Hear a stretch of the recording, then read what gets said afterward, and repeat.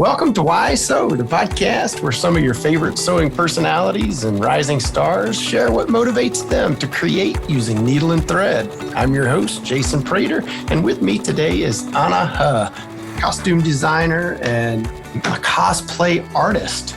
So welcome to the podcast, Anna. I'm so happy to have you on here. You are the first cosplayer that we've had on, and I'm anxious to introduce you to our audience. So, hey, welcome to the podcast. Thank you, Jason. I'm so glad to be here. Yeah, well, I'm certain that some of our listeners probably know who you are, have seen some of your work, but maybe you could just start out by telling us a little bit about yourself, who you are, where you're at, and all of that kind of stuff. Yeah. So, Jason, I'm Chinese American and my pronouns are she and her. And so I studied fashion pretty early on. My professional background is in fashion design, but I had a break in my career that I went away from fashion. And in those times, I really miss playing with fabric, making garments and making beautiful things, high quality things. So I started to investigate how to make a theater costume for a friend of mine who's a performing artist. So when I started doing that, the whole world of costuming just exploded across my horizon. There's so many beautiful costumes from movies, from anime, Japanese cartoons, from video games. You know, I had a lot of free time, so I spent a lot of time playing video games. And going to conventions really opened my horizon on what can be created. And is it just everyday garment that are something people sew, or is it something more fantastical like armors and props? So about 10 years ago now, I started to looking into making all of those and wearing them to conventions. And being in Seattle, you know, it's like the geeky culture is so deep and so multifaceted here. Yeah. That Hold on. You said the geeky culture? Is that what I heard you say? The geeky culture? Is that a term? Is that a known thing? I've never heard that. I mean, it could be. Now it could be. I'm sure it's been said before. You've just coined it. Okay. So all of that, it's a beautiful, it's a very supportive culture, beautiful community, and people are so selfless when it comes to sharing content, sharing techniques. So, you know, I have a lot to contribute when it comes to, you know, when you think about fashion, when you think about couture and handmade things. But my background really isn't into costuming and making like foundation corsets, or now I'm totally into historical costuming because for the past 2 years, you know, the pandemic really didn't put convention on the calendar so much. There's no large gathering. So I had a lot of time to investigate very intricate techniques like embroidery and lots of detail with no due date. So I'm just pouring all the attention span and embroideries that I can into the costumes I create. So it's a great thing. That's fantastic. So, I mean, obviously you have a background in fashion design and you're doing a lot with cosplay and costuming, which is all very fascinating stuff to me. But I just wonder, how do you refer to yourself in terms of sewing? Like, would you just say I'm a sewist, a sewer, seamstress, tailor, quilter, crafter, omni-crafter? I mean, do you do all of those other things? Or when you introduce yourself to someone, how do you, in terms of your hobby or your business, what do you say about yourself? I would definitely, you know, costuming artist is definitely in the crafting world. I think that is definitely an all-encompassing skill set title, because it does require, you know, a lot of different aspects from making hardware. You know, sometimes I make jewelry, I make necklace to go with the look. You know, okay. I make crowns. You know, I'm an artist that makes things. So a crafter would be one, but a costuming artist I think that is like a good term for me. Fantastic. Yeah. So in terms of the sewing piece of it, what is your first memory of sewing? When did you get started sewing, and how did you get started? It's hard to say. I feel like when the first time I got on a sewing machine, my mom had a really old Singer treadle machine. Yeah, treadle, yeah. Treadle, yeah. back when we were in China, and she would refashion jeans into like bags. Okay. So I remember like cutting up a pair of jeans and having the pocket made into a bag. So that, I think that is my first memory. Of course, at that time, sewing through denim with a cheddar machine is tricky. Now, how old would you have been when that occurred? Oh, preteen, long time ago. A long time ago. You're not that old. Come on. So how long then you did your whole family come to the United States or only you? How long has that been? Yeah, our family migrated to the state in the early 90s. Okay. Yeah. Mm-hmm. Very cool. And we settled in New York, and New York in the 90s, they're like fashion center of the world. There's a garment district where garment gets produced in production level. Not only in New York City, not only in Manhattan, but also in Queens and Brooklyn. So fashion is definitely growing at that time, and that really sparked my interest. Walking down 7th Ave, and then being Chinese American, I also have visibility into like Chinatown, where a lot of sewing shops are at. So that definitely helped me stay engaged in the fashion world. And I went to High School of Fashion Industries, and then after that, I went to Fashion Institute of Technology, FIT. And yeah, that really started me on the fashion world. So I have known I'm into fashion, creating things with fabric at a very young age. Was that something that you kind of always saw yourself as already? You kind of knew this is where I'm going in life. Absolutely. And did you have a teacher or mentor, someone who actually taught you how to sew? Was that at home or was that later on when you went to college and at the Fashion Institute? Or was it primarily after that when you're actually working in the industry and learning? Yeah, I learned to sew definitely. I kind of know how to thread a machine, like I was telling you, use a trailer machine, and then a very simple Singer soon after that. But it wasn't until I got to high school and college that I really learned how to sew from, all the awesome teachers that are so also very selfless in teaching their technique. Strangely enough, once I started working in the fashion industry, I really never sew, because I'm into design. So it's all about like the concepting and communicating my idea to the sample makers. But through school and now through my previous jobs and experience, I really learned the term, what quality looks like.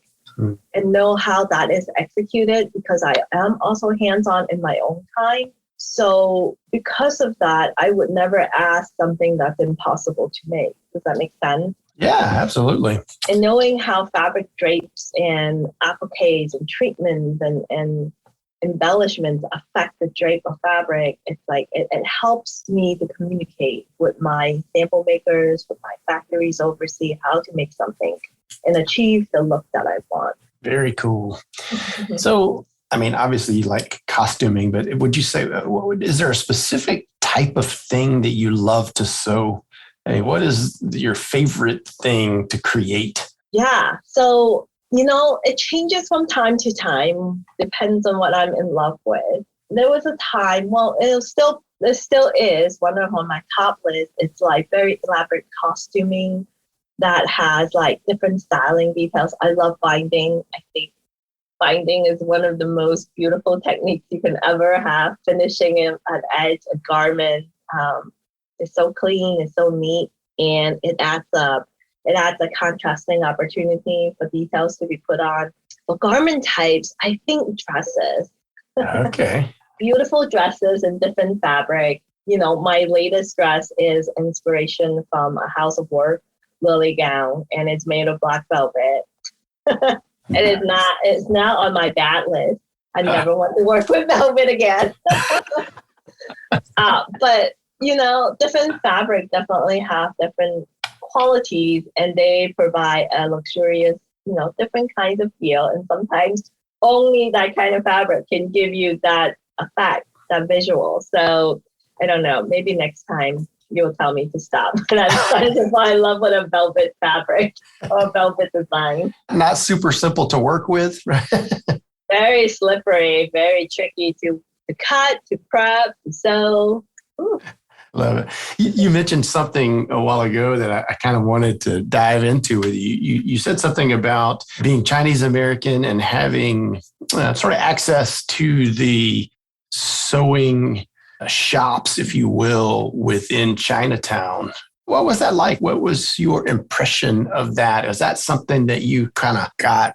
I mean, you said you had visibility to, but did you actually visit those places and hang out in those places and learn things from those places? What's your feeling about that piece of culture and what goes on there? Yeah, I feel like in the past 5 years or so, that industry really died down in New York, and it is very unfortunate. But when I was growing up, it was booming business with a lot of immigrants working in factories in Chinatown and in Queens and pockets of Brooklyn as well. So for me, it really taught me the value of hard work because a lot of the sewers, they might not be, they're immigrants. So their background before they migrated to the US are probably not sewing, right? Right. They have a very small amount. When you think of like the whole population of another country, there's very small amount that are seamstresses and sewers and half scale. Maybe they're crafty, but they're not production level sewers. So they have to come here and learn all of that. And it's not just like women, there are also male that does different things. Because when you think about a fashion industry, there's so many aspects. There are cutters, there are pressers, there are packaging people and sewers, and then there's trimmers that trims the thread ends and things like that. So it really taught me the value of hard work and the flexibility of staying agile in your goal and to be able to learn different skills to provide for your family.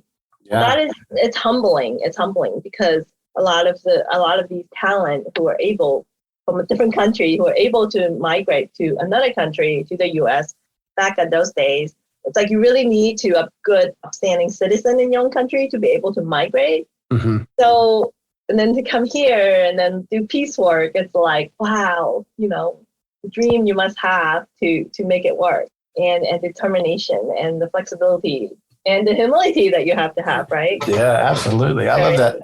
I love that observation for sure. And it is, I don't know where that industry has gone primarily, but it seems sort of sad that probably a lot of folks that were doing that are now either out of work or doing something else. And that's too bad. But your observation on it is pretty cool. What it has meant to you. Yeah. Thanks for sharing that. This question I always ask, obviously sewing is your business. But is that your primary source of income, or do you do other things, or are you strictly fashion designer, costume designer? I mean, what or are you something else? I talked to a lot of people in this industry that do other things. Maybe they're a real estate agent or a this or a that. What about you? So my professional background is fashion design. So I'm a fashion designer for a corporation. Okay, very cool. And so you're not, you actually work for a specific company, and then you also do freelance stuff on your own. Yeah. So my freelancing, like my hobby, right? Costuming artist is really my hobby, my passion project that I do on my own time. My career, my day job is a fashion designer at a company or a label. So I spend time to nurture my passion, hone my skills. So while in my day job, I do a lot of designing, trend research and communicating with my cross-functional teams. For my own project, it's, really I set my own schedule. I work on things that I feel passionate about. That keeps me creative. And I think my day job and my passion project balances each other. At my day job, there's a lot of limitations of what I can and cannot do. Mm-hmm. I have to work in like a bigger company, I have my specific job role, but in my own, I can be, I can be the person sourcing the project. I can be the one procuring that material, and I can spend as much money as I want or as little money as I want. I can use fabrics that are, made for this kind of function, or I can be creative and just totally buy like oilcloth. So that creativity really fuels me as a person. That's cool.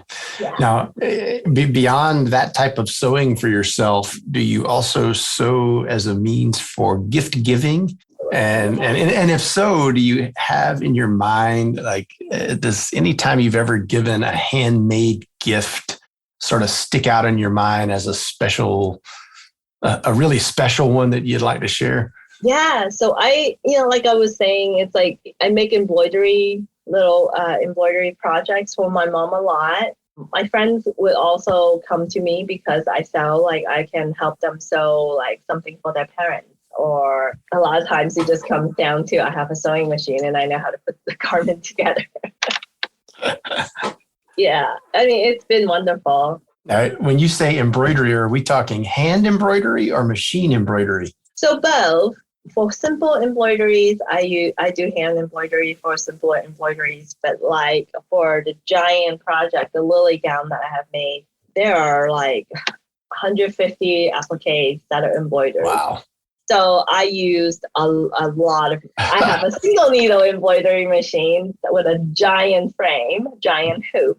So I did a lot of it in that. Well, I did all of it on that. And that was like, 6 months. Wow. Yeah, it was intense and it was a metallic thread. So I learned a lot about that. And that's the thing, going back to what you were asking, it's like personal projects that I can venture out and then investigate and learn different techniques and try and fail and then succeed. It really opens my horizon, different techniques that are necessary. Like a metallic thread embroidery is like, it's just not going to work. And, you use it wrong, it'll break the sensor on your machine. Then you're like down for 3 weeks. But what are you going to do? You have to work around it and learn how it works. Lower the speed, change, make sure it's flossed through the tension disc so it's not just floating. Just things like that. It's humbling. It stops your project. I love that. Sounds like you love to learn. Inquisitive learner. Those are my kind of people. What are some of your favorite things that you just can't live without when you're creating and sewing, besides the obvious sewing machine and things like that? But what are some things that you just can't live without and you got to have when you're working on a project? Oh, a good audiobook. Okay. You just let it play. A good audiobook, something that is, that's something that plays in the background. I love Jane Austen. I just like put on 12 hours of Pride and Prejudice and just go to town. That's awesome. You're the first person who's done that, who's said that. Really? Yeah. Too funny. So, yeah, most people give me some kind of tool or this or that. Well, obviously I need tools when I'm sewing. Seam ripper is my best friend. But, having something play in the background, something that's not like, something that's engaging enough that it takes the mundane stitching their moving fabric under the pressure foot, like take that boring edge off.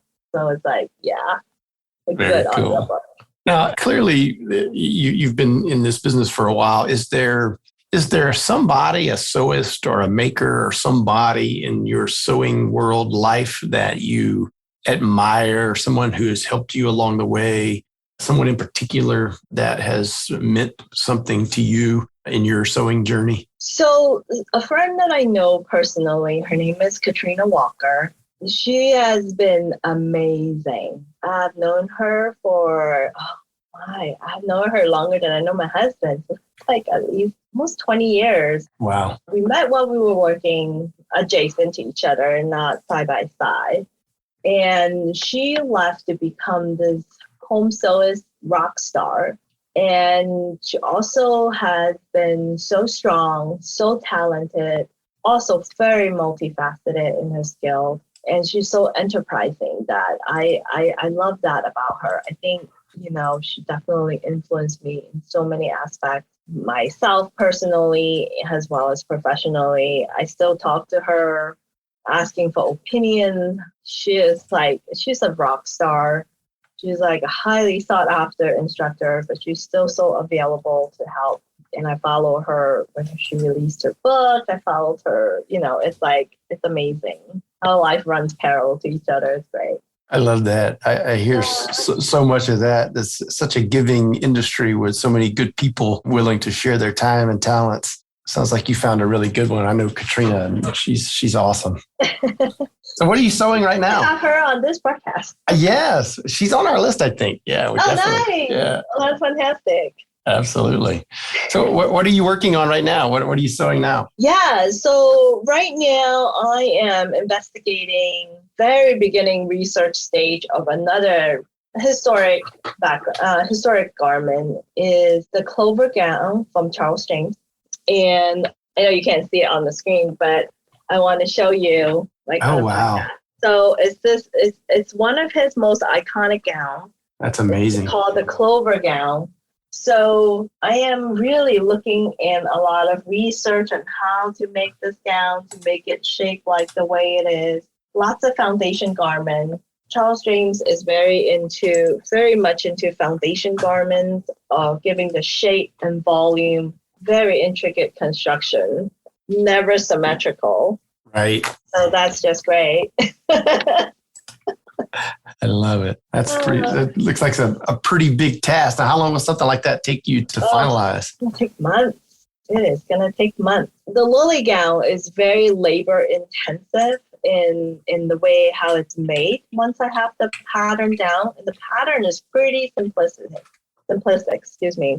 But for this gown, for the clover gown, it's definitely more about pattern making. Okay. So I expect the sewing to be pretty straightforward. Once I have the pattern down, it's going to take a lot of fitting mock-ups. I can just tell. Very cool. So when you're not sewing, what else does Anna like to do? What would we see you posting about on social media? What other things do you enjoy doing? Well, in Seattle, we love gardening. So that is, spring is already here. So definitely busy doing that. I love growing a vegetable garden in my backyard and harvesting vegetables and fruits and playing with my corgi. My husband and I also enjoy hiking a lot. So on the weekends when it's not raining, we definitely go out and hike.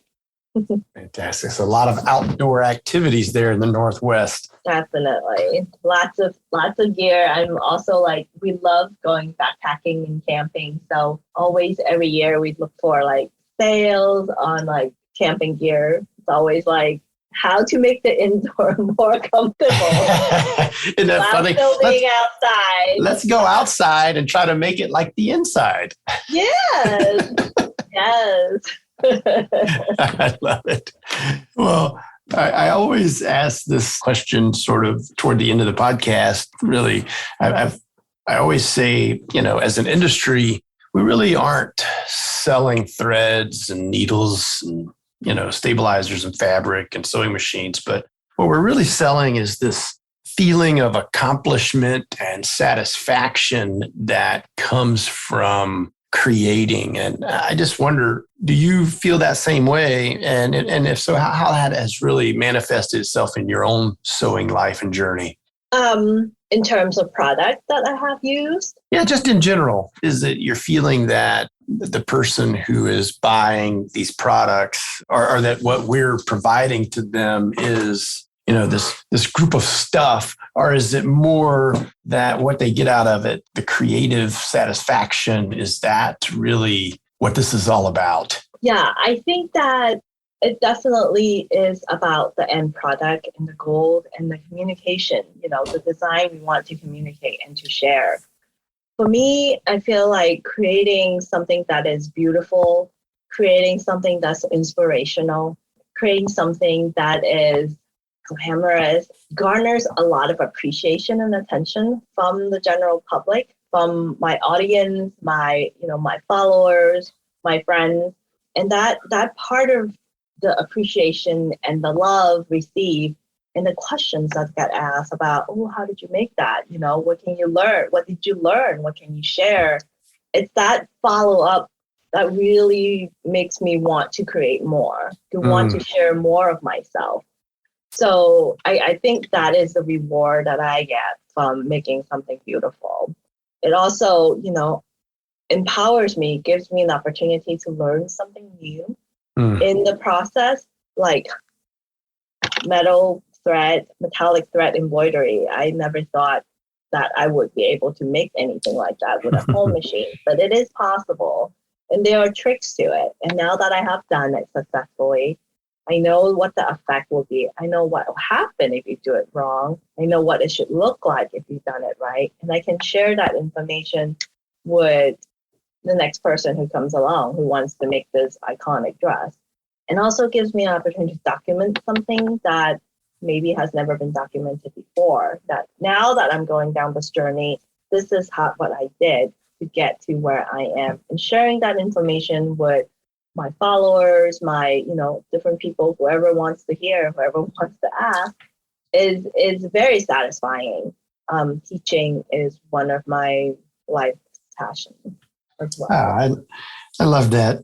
Can't think of a better way to wrap up this episode than that. I hear that quite a bit, but I like to hear each individual's interpretation of that. Just the feeling that you get from creating, but also sharing that and wanting other people to get that same feeling, right? That's a pretty common theme, said in a million different ways, but that right there is what it's all about. And I think what makes this industry so different from so many others.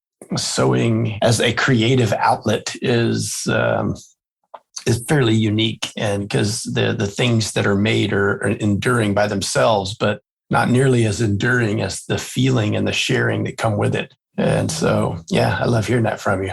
Anna, it was really a pleasure to talk to you today and learn about you and your story and what makes you so.